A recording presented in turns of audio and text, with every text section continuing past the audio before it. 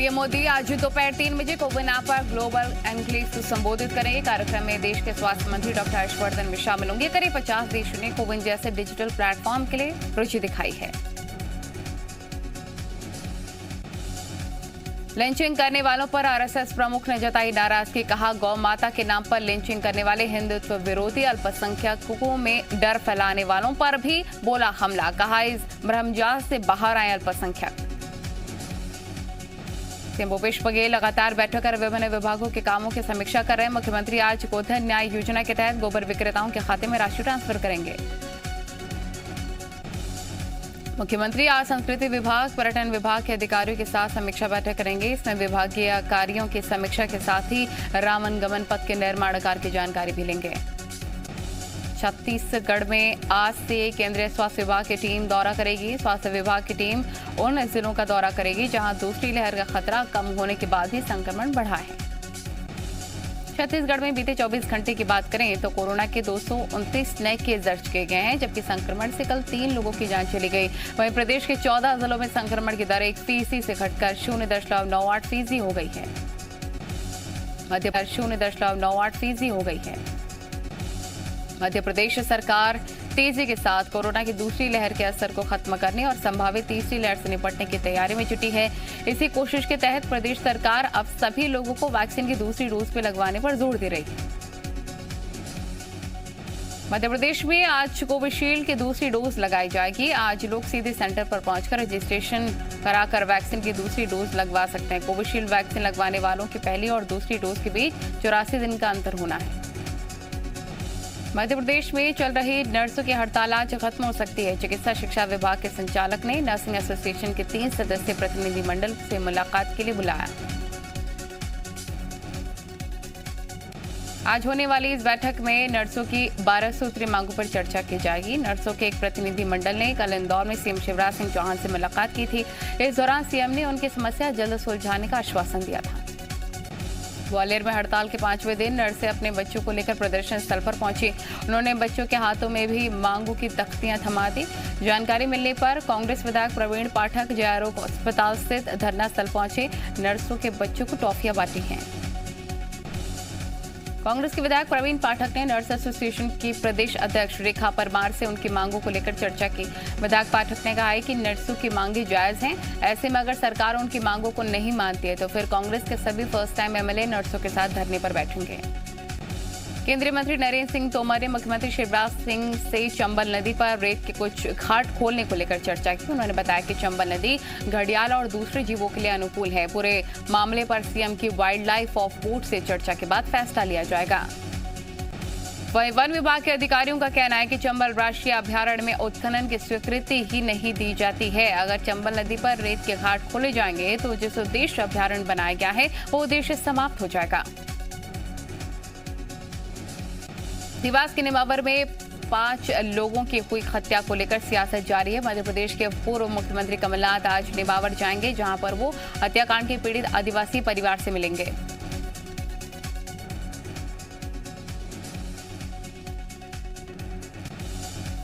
नेमावर हत्याकांड की जांच के लिए बनाई गई कांग्रेस की 5 सदस्यीय कमेटी अपनी प्रारंभिक जांच रिपोर्ट कमलनाथ को सौंप सकती है। वहीं पर नेमावर में आदिवासी संगठन जेएस के कार्यकर्ता मृतकों के परिजनों को 2 करोड़ मुआवजा, शासकीय नौकरी देने की मांग कर रहे हैं। छत्तीसगढ़ में बसों के किराए में वृद्धि की मांग को लेकर बस मालिक एकजुट हो गए हैं। यातायात संघ ने किराए में वृद्धि की मांग को लेकर सरकार के खिलाफ मोर्चा खोल दिया है। रायपुर में यातायात संघ के लोग आज बसों में बैठकर जिलों में कलेक्टरों को ज्ञापन सौंपेंगे। इतना ही नहीं, मांगे नहीं माने जाने पर उन्होंने उग्र आंदोलन की चेतावनी भी दी है। छत्तीसगढ़ में मौसम विभाग ने भारी बारिश के साथ ही कई जिलों में बिजली गिरने की चेतावनी जारी कर दी है। मौसम विभाग के मुताबिक प्रदेश के सभी जिलों में 1-2 स्थानों पर बिजली गिरने का अनुमान है। छत्तीसगढ़ में सुबह के वक्त गरियाबंद, धमतरी, महासमुंद, बालोद, बस्तर, कोंडागांव, नारायणपुर जिलों में बिजली गिरने का खतरा सबसे ज्यादा है। छतरपुर के ललूनी गांव में आरोप है कि घर के आगे सड़क नहीं बनाने पर बीजेपी नेता दद्दा ललूनी ने पीडब्ल्यूडी विभाग के सब इंजीनियर पर हमला कर दिया। छतरपुर के ललोनी गांव में आरसीसी की सड़क बनाई गई थी, उसका निरीक्षण करने के लिए सब इंजीनियर पहुंचे थे। इस दौरान बीजेपी नेता दद्दा ललोनी भी पहुंच गए। अपने घर के आगे सड़क न बनने पर विवाद करने लग गए। खरगोन में बलकपाड़ा थाना क्षेत्र में हाईवे पर चेकिंग के दौरान गौवंशों से भरे ट्रक को पकड़ा गया है। ट्रक में ठूस कर क्रूरता के साथ 53 गौवंशों को मुक्त कराया गया। खलटाका चौकी प्रभारी राजेंद्र सिंह बघेल के मुताबिक उन्हें सूचना मिली थी कि एक ट्रक में क्रूरतापूर्वक भरकर गौवंश ले जाए जा रहे हैं, जिसके बाद ट्रक को 1 किलोमीटर पीछा करने के बाद पकड़ लिया गया। 2 आरोपियों को भी गिरफ्तार कर लिया गया। शिवपुरी के देहात थाना क्षेत्र में जमकर मारपीट हुई। पुलिस की मौजूदगी में लाठी और पत्थर भी चले हैं, जिसका वीडियो सोशल मीडिया पर वायरल हो रहा है। शिवपुरी के रेड लाइट एरिया में ऐसी घटना सामने आई है, जिसकी आसपास रहने वाले लोग कई बार शिकायत भी कर चुके हैं, लेकिन अभी तक कोई ठोस कदम नहीं उठाया गया। रतलाम में सूखी नदी मलेनी में अचानक से उफान आ गया। हथनारा गांव की पुलिया पानी में डूब गई। इस नजारे को लोगों ने अपने कैमरे में कैद कर लिया, जो अब तेजी से वायरल हो रहा है। रतलाम में मलेरी नदी लंबे वक्त से सूखी हुई है, जिसकी वजह से अचानक नदी में पानी आना लोगों के लिए कौतूहल का विषय बन गया है। ऊपरी इलाके में तेज बारिश हुई, जिसका पानी आने से नदी में उफान आ गया। पेंड्रा पहुंचे रतनलाल डांगी के अनुसार नक्सलियों से मुठभेड़ में मिले दस्तावेजों से इस बात की पुष्टि होती है कि नक्सली अब अमरकंटक और आसपास के इलाकों में कॉरिडोर बना रहे हैं। ऐसे में छत्तीसगढ़ पुलिस लगातार एमपी पुलिस के संपर्क में है और सूचनाओं के आधार पर काम किया जा रहा है। अमरकंटक और आसपास के इलाकों में नक्सलियों की ज्यादा मूवमेंट देखने को नहीं मिली है, लेकिन छत्तीसगढ़ पुलिस इस मामले में संजीदा है। कोरिया का प्रभारी मंत्री बनने के बाद पहली बार ताम्रध्वज साहू ने कोरिया जिले का दौरा किया। मुख्यमंत्री वृक्षारोपण प्रोत्साहन योजना के तहत वृक्षारोपण कार्यक्रम में शामिल हुए। उन्होंने जिले को 6 करोड़ 77 लाख की सौगात देते हुए 75 विकास कार्यों का भूमि पूजन किया। ताम्रध्वज साहू ने कलेक्ट्रेट सभा कक्ष में विभिन्न विभागों के कार्यों की समीक्षा की। मीडिया से बात करते हुए टीएमएफ को लेकर केंद्र की गाइडलाइन का विरोध किया। ताम्रध्वज साहू ने कहा, लोगों के बीच जनप्रतिनिधि जाते हैं, अधिकारी नहीं। मध्य प्रदेश में लगातार पेट्रोल डीजल के दाम बढ़ रहे हैं। भोपाल में पेट्रोल की कीमत 107 रुपए तक पहुंच गई है, तो वहीं डीजल की कीमत 98 रुपए से ज्यादा है। बढ़ते पेट्रोल डीजल के दामों में भोपाल के लोग काफी परेशान। एमपी में एक तरफ लॉकडाउन में लोगों का धंधा बंद रहा, वहीं अब महंगाई की मार ने लोगों की कमर तोड़ दी है। पेट्रोल डीजल के बढ़ते दामों के चलते कुछ लोगों ने गाड़ी चलाना ही कम कर दिया है, तो कुछ लोग दूसरी चीजों में कटौती करके बजट मैनेज कर रहे हैं। भोपाल में सब्जियों के दाम दोगुने हो गए हैं। जनता ही नहीं, सब्जी बेचने वाले दुकानदार भी मानते हैं कि लॉकडाउन के बाद सब्जियों के दाम दोगुने हो गए हैं। टमाटर पहले 20 का मिलता था, अब 40 का मिल रहा है। इसी तरह दूसरी सब्जियों के दाम में भी इजाफा हुआ। भोपाल में लोगों का कहना है कि पहले भर भर के सब्जी ले जाते थे, अब पाव भर सब्जी ले जा रहे हैं। आम के सीजन में आम खरीदना दूभर हो गया है। महिलाओं का कहना है कि खाने के तेल से लेकर सब्जी और फलों के बढ़ते दाम ने किचन का बजट बिगाड़ दिया है। सतना में 20 से गुजरने वाले नेशनल हाईवे 75 के फ्लाईओवर का काम पिछले 5 साल से कछुआ गति से चल रहा है। ऐसे में एक तरफ जहां फ्लाईओवर की जो लागत है वो 3 गुना बढ़ गई है, वहीं सबसे ज्यादा असर शहर के ट्रैफिक पर पड़ा है। 36 करोड़ की लागत से बनने वाले फ्लाईओवर को 2018 में पूरा हो जाना था। फ्लाईओवर की लागत से 36 करोड़ से बढ़कर करीब 53 करोड़ हो गई है। लागत बढ़ने का कारण चौराहों में बाबा साहब भीमराव अम्बेडकर की मूर्ति को बताया जा रहा है। दुर्ग के कांग्रेस नेता मोहम्मद शाहिद पर नौकरी का झांसा देकर पैसे ठगे जाने का आरोप लगा है। भिलाई के खुर्सीपार में रहने वाले 2 बेरोजगार युवकों ने कांग्रेस नेता पर गंभीर आरोप लगाया। दोनों ने खुर्सीपारा थाने में शिकायत की। पीड़ित युवक के अनुसार उन्होंने 2016 में यूथ कांग्रेस नेता मोहम्मद शाहिद और उसके साथी जुल्फिकार को 5,35,000 रुपए दिए थे। दोनों छात्रों का आरोप है कि वो पिछले 4 साल से अपने पैसों के लिए मोहम्मद शाहिद के चक्कर लगा रहा है। पूरे मामले में पुलिस ने दोनों युवकों की शिकायत ले ली है, जांच शुरू कर दी है। धान का उठाव न होने के चलते कांकेर की कई सहकारी समितियां बंद होने के कगार पर है। वहीं समितियों के कर्मचारियों को कई महीने से वेतन भी नहीं मिल पा रहा है। ऐसे में धान सूख गया है, वजन कम हो गया है। इन समितियों ने नवंबर और दिसंबर में धान की खरीदी की थी, लेकिन अब तक धान का उठाव कई सेंटरों में नहीं हो पाया है। इसके साथ ही चूहों और मवेशियों की वजह से भी समितियों को नुकसान उठाना पड़ रहा है। नुकसान हुए धान की भरपाई की चिंता में सहकारी समितियों के संचालक काफी परेशान हैं। भिंड में अज्ञात वाहन ने बाइक सवार पुलिस आरक्षक को टक्कर मार दी, जिससे आरक्षक की मौके पर मौत हो गई। पुलिस आरक्षक जितेंद्र तोमर उमरी थाने में पदस्थ था और 2013 में पुलिस में भर्ती हुआ था। हादसा उमरी थाना इलाके के कनावर रूट पर कटनी में कोतवाली इलाके में गुरु नानक वार्ड में चोरों ने तांडव मचाया है। चोरों ने चोरी में असफल होने पर कपड़े की दुकान में आग लगा दी, जिससे करीब 15 लाख के नुकसान का अनुमान है। कटनी में खिड़की तोड़कर चोर अंदर घुसे, दुकान के अंदर ही शराब पी, लेकिन जब कुछ नहीं मिला तो आग लगा दी। आसपास के कई दुकानों के ताले भी तोड़े। सुबह जब लोगों ने दुकानों से धुआं उठता देखा तो दुकान संचालक और फायर ब्रिगेड को जानकारी दी है। छतरपुर में एक छात्र ने फांसी लगाकर खुदकुशी कर ली। छात्र BSc सेकेंड ईयर में पढ़ता था। परिजनों के मुताबिक पढ़ाई को लेकर वो काफी समय से डिप्रेशन में था। शव के पास से पुलिस को एक सुसाइड नोट भी बरामद हो चुका है। छात्र रोहित मिश्रा सिविल लाइन में अपने दोस्तों के साथ रहकर पढ़ाई कर रहा था। रोहित के 7 जुलाई के एग्जाम थे। लॉकडाउन के चलते पढ़ाई ना हो पाने की वजह से रोहित काफी वक्त से डिप्रेशन में था, जिसके कारण उसने फांसी लगाना ही मुनासिब समझा। ग्वालियर में अतिक्रमण हटाने गई राजस्व विभाग की टीम पर हमला हो गया है। मामला गिरबाई थाना क्षेत्र के अजयपुर का है, जहां सरकारी जमीन पर बने रास्ते को खुलवाने टीम पहुंची थी, लेकिन उन पर अतिक्रमण करने वालों ने गाली गलौज करते हुए पथराव कर दिया। सागर में शनिवार को हुई युवक की हत्या के आरोपी को पुलिस ने पकड़ लिया है। आरोपी मृतक का पड़ोसी है और दोनों में पुरानी रंजिश थी। पुलिस ने आज सुबह ही TI के पास से आरोपी को गिरफ्तार किया है। पुलिस के मुताबिक हत्या की रात अजय और आरोपी अज्जू के बीच में विवाद हुआ था। दोनों ही नशे की हालत में थे। विवाद बढ़ने लग गया। आरोपी ने अजय के सिर पर पत्थर से वार कर दिया, जिसके बाद उसके सिर से काफी खून बहने लग गया। टीकमगढ़ में यात्री बस के ऊपर बिजली की हाईटेंशन तार गिरने से बस में सवार एक महिला की मौत हो गई, जबकि 6 लोग बुरी तरीके से झुलस गए। हादसे के बाद से सभी घायलों को जिला अस्पताल में भर्ती कराया गया। सरगुजा के खनिज विभाग कार्यालय में रिश्वत की बंदरबाट का एक वीडियो सामने आया है। वीडियो में देखा जा रहा है कि महिला का नाम नीता मेहता है, जो कि खनिज विभाग में क्लर्क है। नीता मेहता फोन पर रिश्वत के लिए गए पैसे का हिसाब मांग रही है और अपना हिस्सा नहीं मिलने की बात कह रही है। बिलासपुर के तोरवा थाना इलाके में नाबालिग के साथ हुई रेप और हत्या के मामले में आखिरकार पुलिस को सफलता मिल गई है। पुलिस ने इस मामले में 2 आरोपियों को गिरफ्तार किया।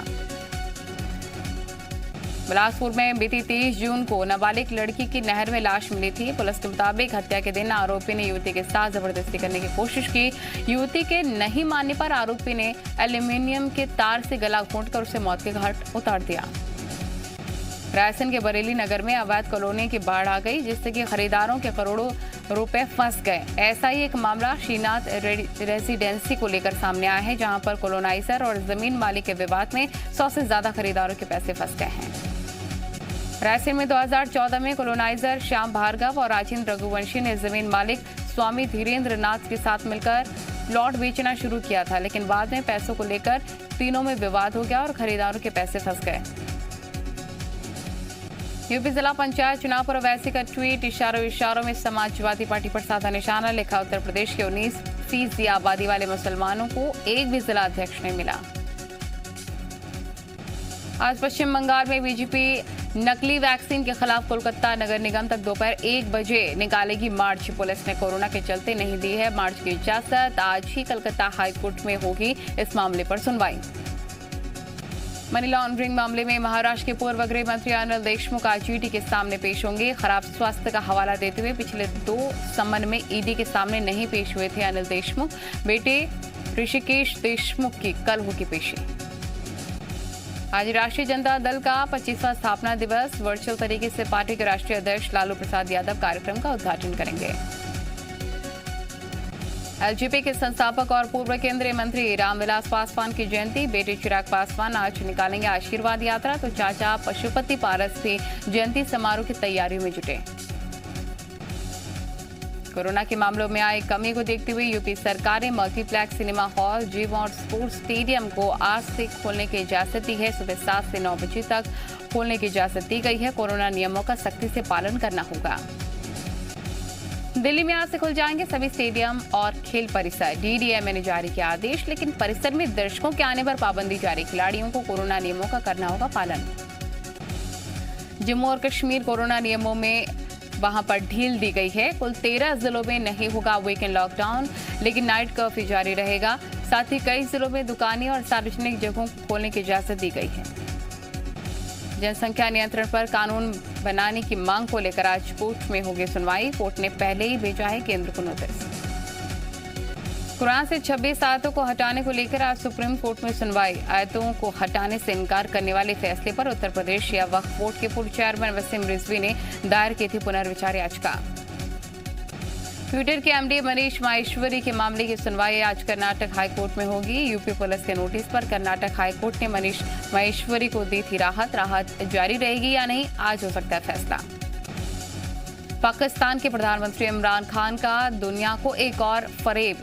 जमात-उद दावा के सरगना हाफिज सईद के घर के बाहर हुए विस्फोट हमले में भारत पर लगाया है आरोप। जनवरी तक आएगा LIC का IPO। बताया जा रहा है कि मर्चेंट बैंकर से इसी महीने बोलियां मंगाएगी सरकार। भारत के कॉर्पोरेट्स इतिहास का सबसे बड़ा सार्वजनिक IPO। अगस्त से महंगी हो जाएगी होंडा की सभी कारें। कच्चे माल की बढ़ती कीमत को देखते हुए कंपनी दाम बढ़ाने का कर सकती है फैसला। 27 साल बाद जेफ बेजोस अमेज़न का CEO पद छोड़ेंगे। एंडी जेसी होंगे अमेज़न के नए CEO। अमेज़न की शुरुआत 1994 में किताब बेचने वाली कंपनी से हुई थी। एमसी जेसी को ऑपरेटिव बैंक पर RBI ने दिखाई है सख्ती। RBI की वेबसाइट के मुताबिक जून महीने में महाराष्ट्र के 10 कोऑपरेटिव बैंक पर जुर्माना लगाया गया।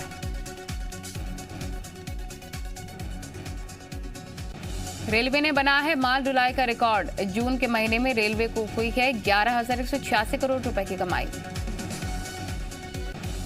सरकारी बीमा कंपनियों का भी हो सकता है निजीकरण। केंद्र सरकार कर रही है कानून में संशोधन की तैयारी। मानसून सत्र में एक विधेयक लाने की तैयारी में सरकार। कोरोना के बावजूद वित्त वर्ष 2020 और 21 में अमूल का कारोबार बढ़ा। अमूल के कारोबार में 2% यानी कि 39,200 करोड़ रुपए का कारोबार किया गया। भारतीय महिला टीम की कप्तान मिताली राज की स्ट्राइक रेट को लेकर उठने लगे सवालों पर बोले मिताली, उन्हें लोगों से प्रमाण की जरूरत नहीं।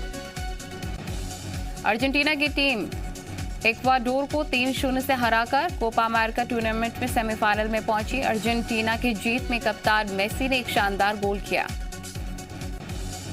बारिश की वजह से ब्रिस्टल में खेले गए इंग्लैंड और श्रीलंका के बीच तीसरा वनडे रद्द। इंग्लैंड की टीम सीरीज को 2-0 से जीती।